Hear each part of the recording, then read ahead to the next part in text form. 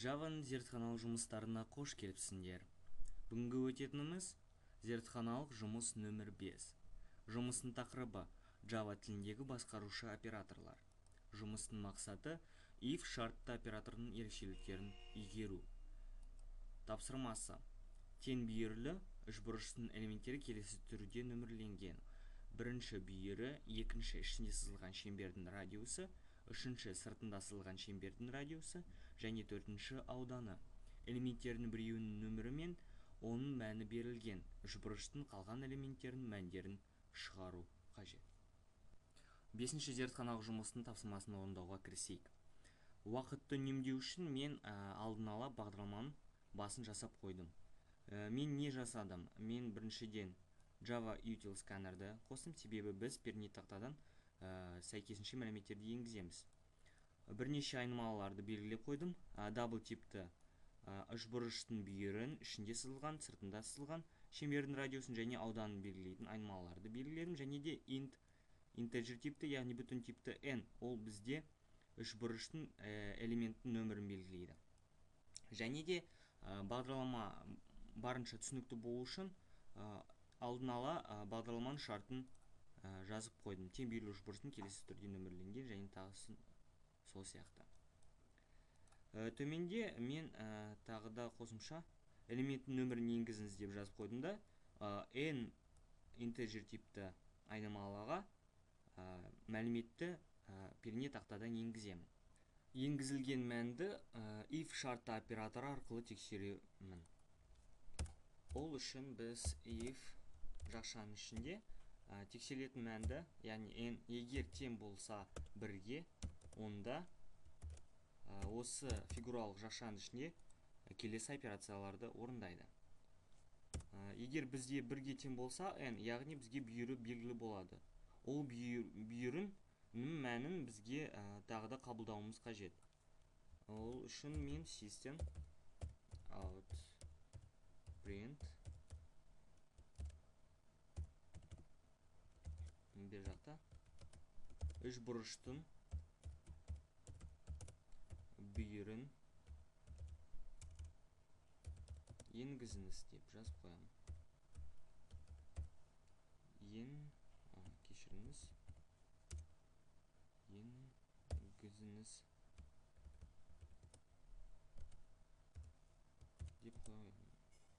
Және де A айнымалысына оны меншіктеймін. Next double. Бүйірі бізде белгілі болды. Енді осы A бүйірі арқылы қалған үшбұрыштың мәндерін табамыз. Біріншіден ол R1. R1 бізге тең болады A бөлінген жақшаның ішінде 2 көбейтілген mass s squared. S squared дегеніміз ол түбір астында дегенді білдіреді. S squared 3. R2 бізде, яғни сыртта сызылған шеңбердің радиусы, ол R1-ден 2 есе үлкен, яғни R1-ді 2-ге көбейтеміз. Ал S бізде тең болады mass нүкте бау. Бір жақта A-ның екінші дәрежесі көбейтілген mass s squared жаңағыдай айтқандай түбір астында 3 бөлінген 4-ке. Бізге қажетті мәндерді таптық. Енді осы мәндерді экранға шығару ғана қалды. Былай жазамыз: system out print line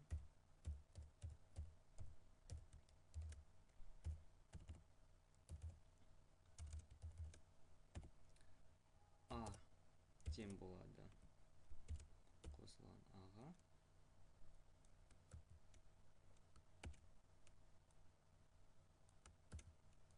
Көшірмесін жасап, бер жақта R1 тең болады R1-ге.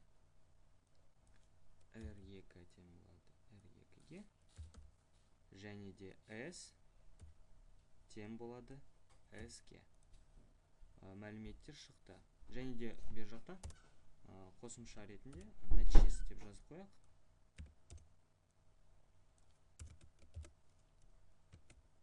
Нәтижесі.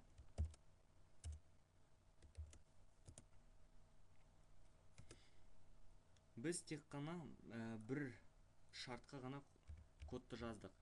Енді дәл сол сияқты бізге қалған бүйіріне үшбұрыштың, егер бізде іштен сызылған шеңбердің радиусы, сыртында сызылған шеңбердің радиусы және ауданы берілген болатын болса, есептейтін кодты жазуымыз керек. Ол үшін біз осы if-тің кодын көшіреміз, Ctrl-C.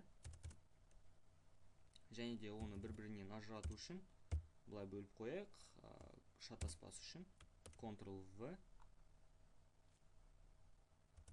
Тағы да.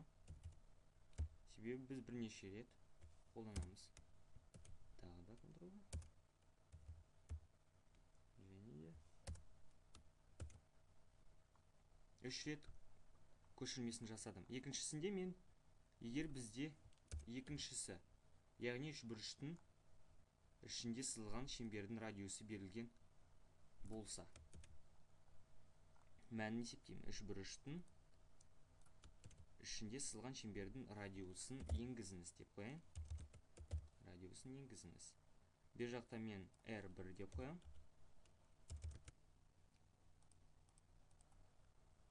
R1 деп қоям. Мына жерде тек қана R1 мен A-ның орнын ауыстырып, R1 деп қоям да, бер жақта көбейту мәнін қоям. Бер жақта бір шашаны керек емес. R2 S-ті бұрынғыдай формуламен табамыз. Шарт 2-ге тең болатын болса, бізде мынандай код жүзеге асырылады.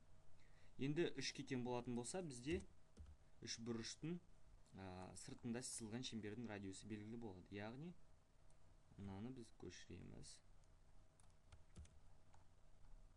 Үшбұрыштың сыртында сызылған шеңбердің радиусын енгізіңіз.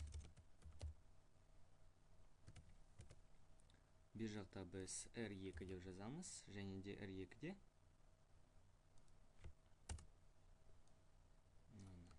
жоғарыға көтерейік. R2-де біз R2 арқылы біз A-ны табамыз. R2A тең болады бізде R2 көбейтілген mass squared 3.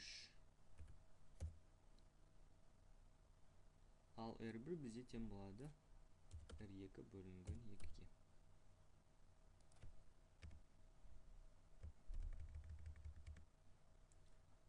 Егер 3-ке тең болатын болса, бізде мынандай жүзеге асырылады. Енді соңғысы 4. Егер 4-ке тең болса, бізде үшбұрыштың, қателеспесем, ауданын енгізіңіз деп. Бер жақта біз S деп қоямыз.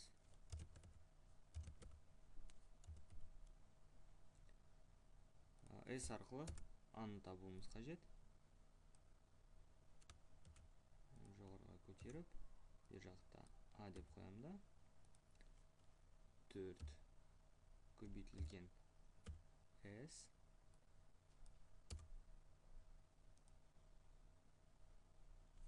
бөлінген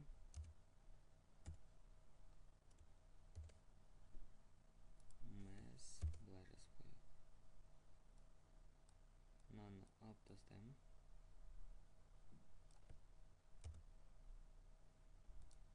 Қажет емес. Және де осыны біз түбір астында аламыз. S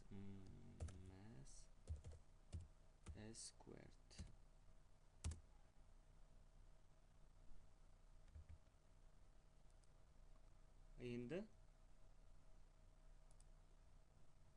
Енді біз бұл программаны тексереміз.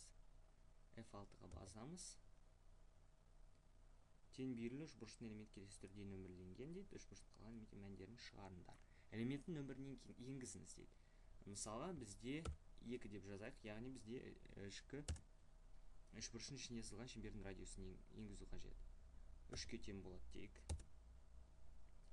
Нәтижесі А тең болады 10, R 1 3, R 2 6, S 46,7.